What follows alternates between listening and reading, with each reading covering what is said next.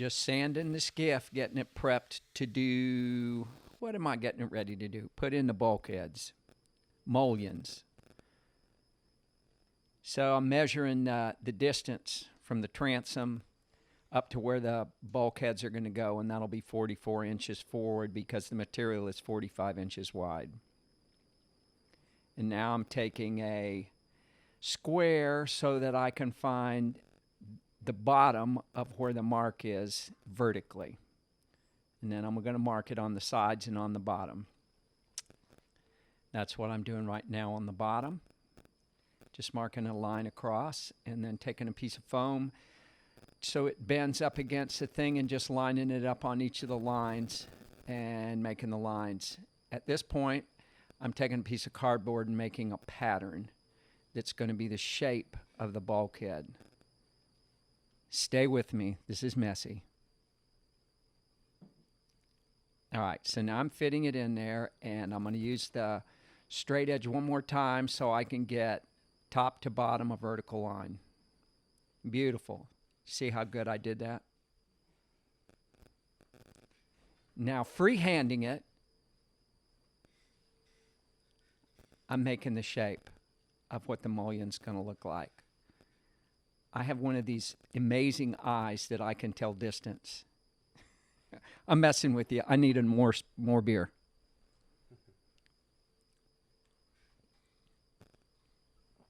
Delicious. Corona Light. My friend Hunter, he's kind of chunky, so he gets light beer.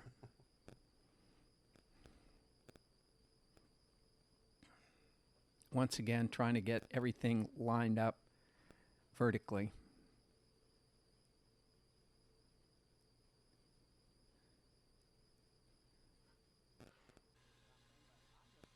Now the magic's starting to happen. Taking my handy little Delta bandsaw and cutting the pattern out nice and neatly so the edges are smooth. Oh yes, look at that, a thing of beauty.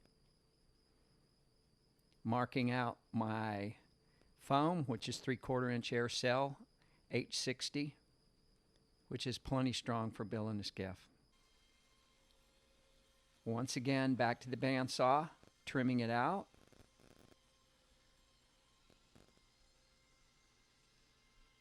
I'm a little slow, I'm a little old. And notice the missing digit on my finger, bull shark. Giant bull shark on fly, nearly 500 pounds. Bit my finger off. It's horrible.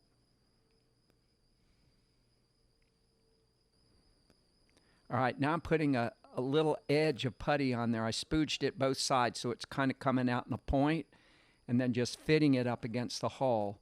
And then we're going to let it dry. Just cleaning the mess off. Using that big straight edge across the top so both of the mullions are pointed in the same direction. They're even. They're not one pointing forward, one pointing back. They're pointing directly towards each other. Very important.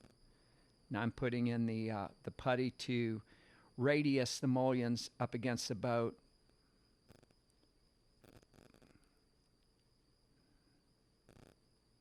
I make that putty out of resin,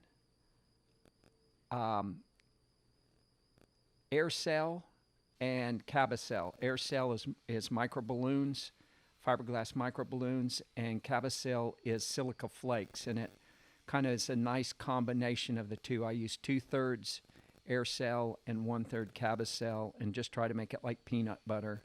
And that's what you're going to want to do if you're making your own putty. You don't want to make it too stiff because it's too hard to apply, and you don't want to make it too soupy because it'll sag. So you'll figure it out. Not rocket science. Just sanding off the rough edges to get ready for it to be glassed. And there's a line across this, and I'm sanding it down so it's a little bit higher in the center than on the edge. So there'll be a very slight crown in the cap when I put it on. And I'm cutting the lines off on this one, you can see. A little bit messy, but it works. Then use my 36 grit sanding pad on the sander polisher. It's an 8-inch disc, and The way I use that, I'm barely putting any pressure. I am not pressing, I am lifting and just using the weight of the machine. Marking out the material to glass the mullions in place. And you'll see when I cut them out, I'm leaving a big flap on the side that goes up against the boat. Once again, my qualities of seamstress are being shown here.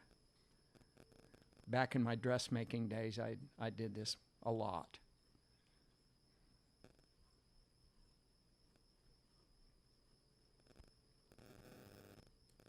I hope you'll bear with my poor sense of humor. Making a little notch in it so it'll fold, and I'll round the edges just a slight bit. Now, I don't think that's necessary. It's just one of my peculiarities. All right, fitted. See how nicely that looks? Now, the inside edges of the thing are routed. Can you see the inside edge of the mullion? It's routed, and that's just, I do that first because it allows me to pull the glass around it when I'm finishing it off. This is the second layer of material that's going to go over it. And I'm just cutting it up even with the top. And then there'll be one more layer on the bottom to kind of fasten it all in there. This is matte, 3/4 ounce matte. It'll all get torn on the edges so it blends in real good. Look at the beautiful photography of Hunter Levine. I'm just cutting patches off or tearing patches off so that I can just blend everything together so I don't have to do too much sanding when I get done. And this is finished cloth, and I'm cutting it across seams so it stretches. If you cut it 0.90, you can't flex it too much. But if you cut it at a 45, you can stretch everything, and it finishes out so much nicer. You'll see when I put it on the mullions.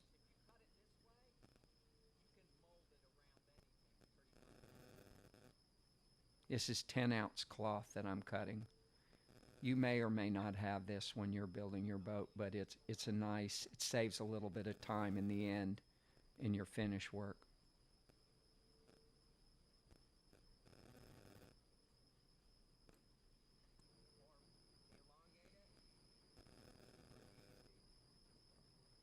I'm just kind of rounding the edges, the ends.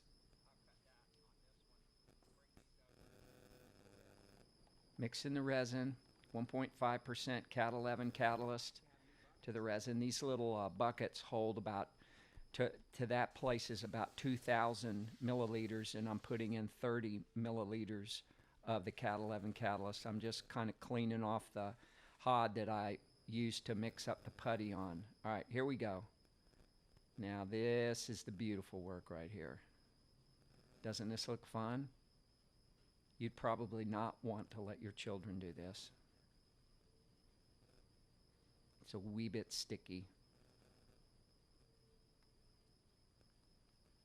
Just kind of putting it in place, trying to do dandy work.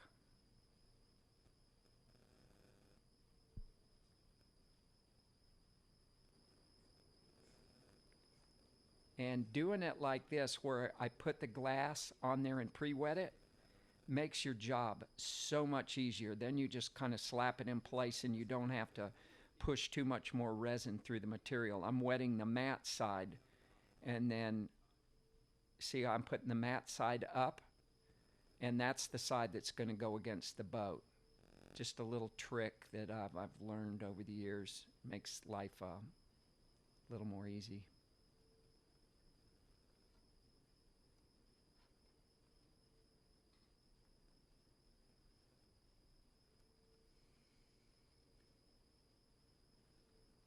Pre-wetting all the area that I'm going to put the glass once again, it just makes it easier to get everything wetted out and not have to spend too much time trying to get bubbles out.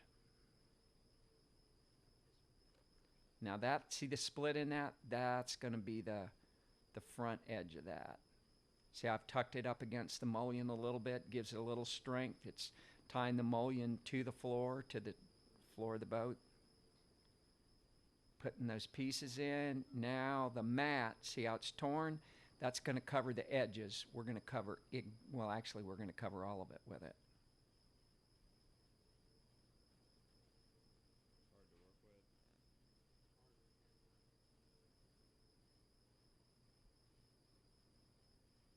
That's why you want to pre-route the material, because now it's rounded and you can roll it over the edges. That takes a little massaging to get all this stuff done right. You can't just throw it up there and have it work the first time. You kind of just got to push on it and roll it and take your time. You've got plenty of time if you use Cat 11.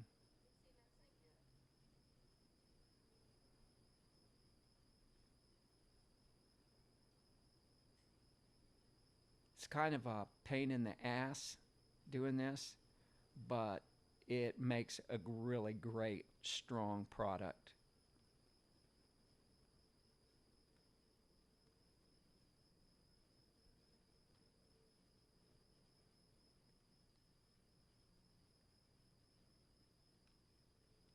Kids, doesn't this look like fun?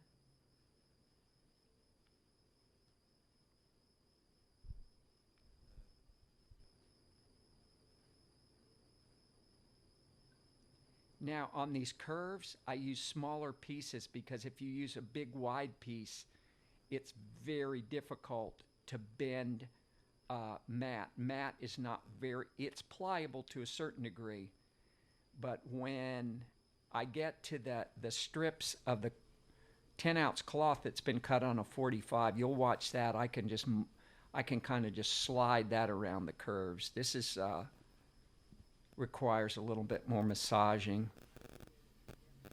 And I personally like that 4-inch roller sleeve. I usually use a 3/8 snap, and it doesn't hold that much resin. I mean, you could do it with bigger equipment, but that's just what I'm used to, and it works good for me. See, I'm trying to cover every little bit of it with mat so that I get rid of all of those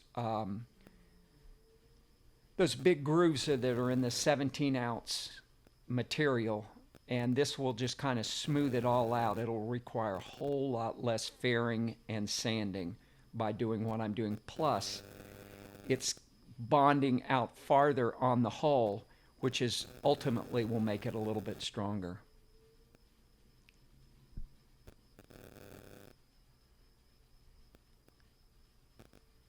I'm getting there.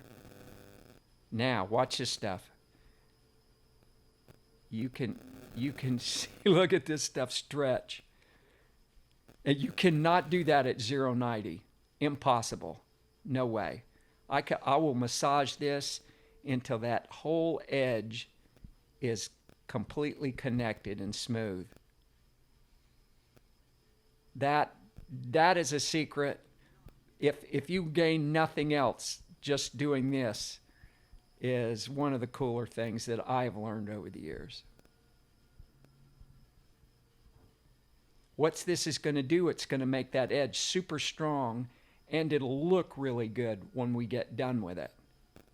And there'll be hardly any sanding because that 10-ounce cloth is really thin, so it's not there's no big edges on it. Almost don't even have to do anything, just put it on there with your hands. Just putting a little bit of juice on there just to wet it out real nice.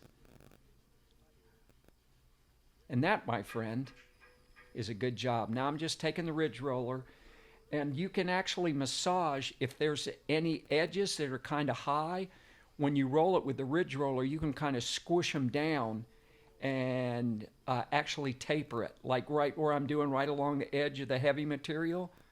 And the mat over top of it, you can just almost taper that down into a perfect transition. All right, that's done.